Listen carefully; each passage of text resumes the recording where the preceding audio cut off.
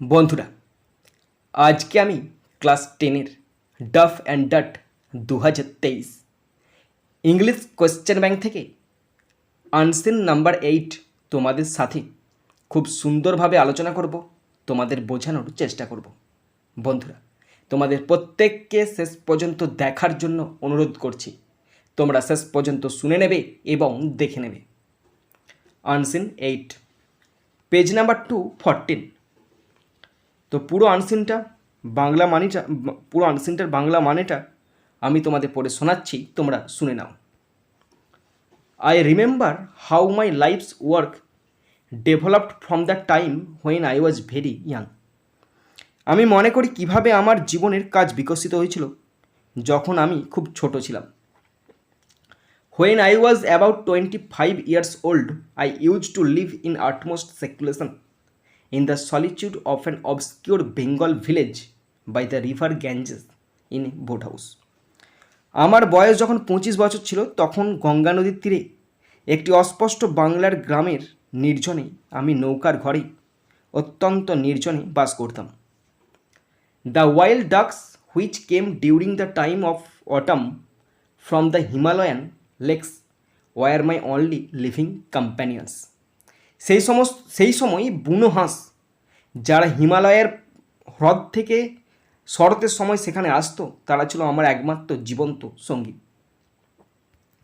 And in that solitude I seem to have drunk in the open space like wine overflowing with sunshine, and the murmur of the river used to speak to me and tell me the secrets of nature.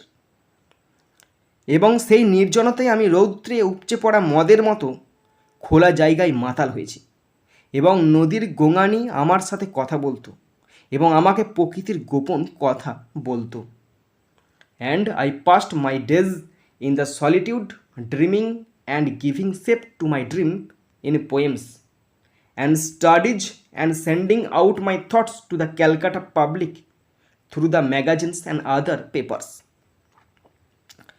এবং আমি আমার দিনগুলি নির্জনে স্বপ্ন দেখে এবং আমার স্বপ্নকে কবিতা এবং অধ্যয়নে রূপ দিয়ে এবং পত্রিকা অন্যান্য কাগজপত্রের মাধ্যমে কলকাতার জনসাধারণের কাছে আমার চিন্তাগুলি প্রেরণ করেছি। And my life went on like this. আর আমার জীবন এভাবেই চলতে থাকে। I was an obscure individual to most of my countrymen in those days. তখনকার দিনে আমার বেশিরভাগ দেশবাসীর কাছে আমি একজন অস্পষ্ট ব্যক্তি ছিলাম। And then came a time when my heart felt a longing to come out of that solitude and to do some work for my fellow human beings. এবং তারপর এমন একটি সময় এসেছিল যখন আমার হৃদয় সেই নির্জনতা থেকে বেরিয়ে এসে আমার সহমানুষের জন্য কিছু কাজ করার আকাঙ্ক্ষা অনুভব করেছিল। And not merely give shapes to my dreams and meditate deeply on the problems of life. এবং কেবল আমার স্বপ্নগুলিকে আকার দেয় না এবং জীবনের সমস্যাগুলি নিয়ে গভীরভাবে ধ্যান করে না, but try to give expression to my ideas through some definite work, some definitive service for my fellow beings. তবে অভিব্যক্তি দেওয়ার চেষ্টা করে কিছু নির্দিষ্ট কাজের মাধ্যমে আমার ধারণা আমার সহকর্মীর জন্য কিছু নির্দিষ্ট সেবা করার চেষ্টা করে। And the one work which came to my mind was to teach children. এবং একটি কাজ যা আমার মনে এসেছিল তা হলো শিশুদের শেখানো। It was not because I was specially fitted for this work of teaching, for I have not had myself the full benefit of a regular education. আমি এই শিক্ষাদানের জন্য বিশেষভাবে উপযুক্ত ছিলাম বলে তা নয়, কারণ আমি নিয়মিত শিক্ষার সম্পূর্ণ সুবিধা পাইনি। For some time I hesitated to take upon myself these tasks, but I felt that as I had a deep love for nature, I had naturally love for children also.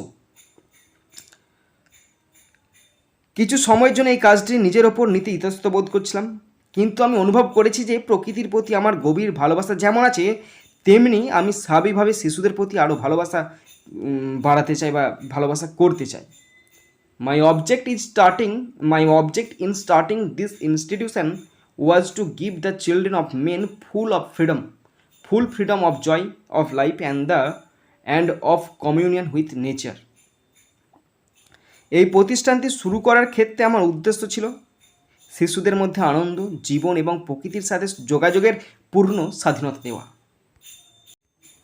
বন্ধুরা, এরপরে আমি আনসিন থেকে কোশ্চেনগুলো শুরু করছি। প্রথম আছে এ এর দাগ। Choose the correct alternative 1 × 6 = 6।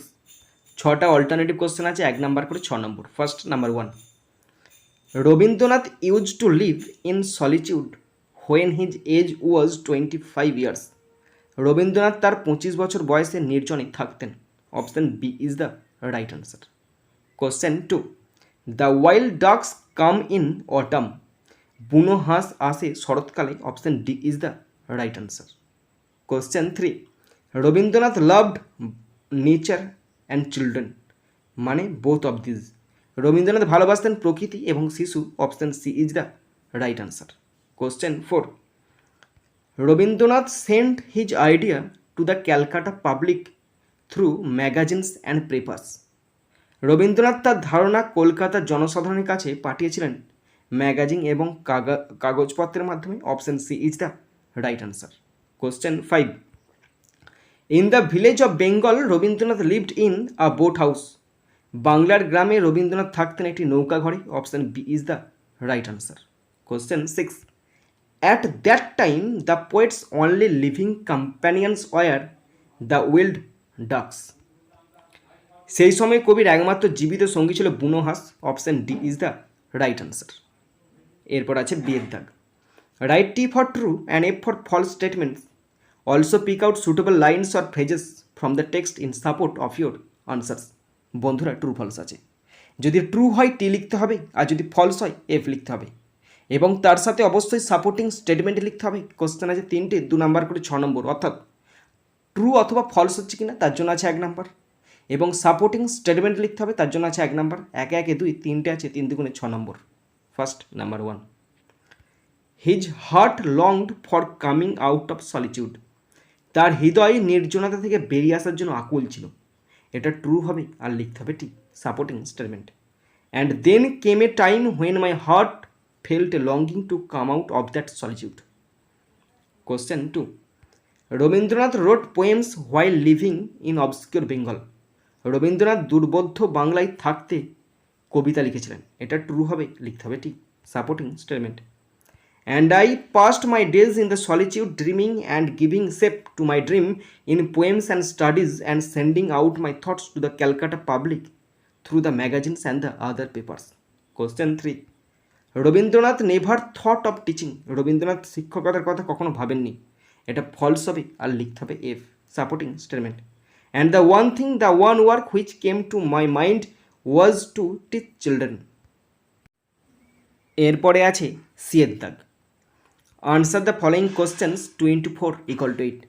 4টে question আছে, 2 নম্বর করে 8 নম্বর। First number 1, what used to tell Rabindranath the secret of nature. রবীন্দ্রনাথকে কি গোপন কথা বলতেন? তো আনসার দেখে নাও। The wild dogs which came during the time of autumn from the Himalayan lakes were his only living companions. শরৎকালে যে বুনো হাঁসগুলো হিমালয়ের হ্রদ থেকে উড়ে আসতো, তারা ছিল তার একমাত্র জীবন্ত সঙ্গী। And in that solitude he SIM to have drank in the open space like wine overflowing with Sunshine. এবং তিনি নির্জনতায় সূর্যের আলোতে উপচে পড়া মদের মতো খোলা জায়গায় মাতাল হয়েছিলেন। And the murmur of the river, নদীর মর্মর গতি, use to speak to him, তার সঙ্গে কথা বলতো। And tell him the secrets of nature, আর প্রকৃতির গোপন রহস্য তাকে বলে যেত। Question 2, where did Rabindranath spend his days in solitude. Rabindranath কোথায় নির্জনে দিন কাটাতেন? Rabindranath use to live in utmost seclusion in the solitude of an obscure Bengal village by the river Ganges in a boat house. Rabindranath Ganga নদীর তীরে একটি অস্পষ্ট বাংলার গ্রামের নির্জনতায় নৌকার ঘরে বাস করতেন। Question 3, how did he spend his days of solitude. তার নির্জনতার দিনগুলো কীভাবে কাটত? He passed his days in the solitude dreaming and giving shape to his dream in poems. তিনি তার নির্জনতার দিনগুলোকে কাটিয়েছেন স্বপ্ন দেখে এবং সেগুলো আকার দিয়েছেন তার কবিতায় অ্যান্ড স্টাডিজ পর্যবেক্ষণ করেছেন and sending out his thoughts এবং তার চিন্তা ভাবনাগুলো পাঠিয়েছেন টু দ্য ক্যালকাটা পাবলিক কলকাতার জনসাধারণের উদ্দেশ্যে through the magazines and other paper magazine এবং অন্যান্য পত্রিকার মাধ্যমে। Question 4, why did Rabindranath think to teach the children? Rabindranath কেন শিশুদের শেখানোর কথা ভাবলেন?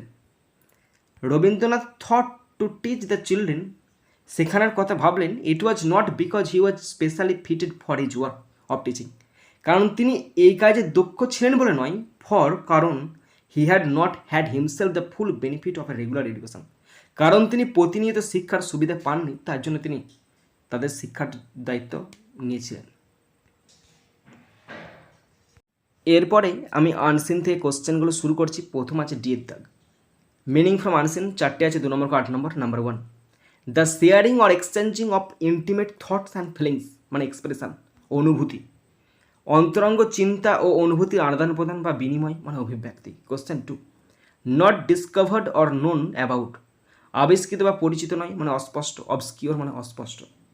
Question 3, think deeply or focus once mind for a period of time, গভীরভাবে চিন্তা করা বা কিছু সময়ের জন্য মনকে ফোকাস করা, মেডিটেট মানে চিন্তা করা। Question 4, a person or animal with hmm one spends a lot of time, একজন ব্যক্তি বা প্রাণী যার সাথে একজন মানুষ অনেক সময় কাটায়, মানে সঙ্গী মানে কম্প্যানিয়ন। বন্ধুরা, শেষ পর্যন্ত দেখার পর যদি শিখতে পারো, জানতে পারো, কাজে লাগে, অবশ্যই একটা লাইক করে জানাবে, খারাপ লাগলে ডিসলাইক করে দেবে। যদি ভালো লাগে অবশ্যই সাবস্ক্রাইব করবে, আর সাবস্ক্রাইব করার পর বেল বাটনটা প্রেস করে দেবে। আর যদি কিছু বলার থাকে অবশ্যই কমেন্ট বক্সে কমেন্ট করবে, আর যদি আরও ভালো লাগে অবশ্যই মনে করে শেয়ার করে দেবে, যাতে করে প্রত্যেকে দেখার সুযোগ পায়। বন্ধুরা, এখানেই শেষ করছি ভিডিওটি। সুন্দর থাকবে, সুস্থ থাকবে, টেক কেয়ার, থ্যাংক ইউ, জয় হিন্দ, বন্দে মাতরম।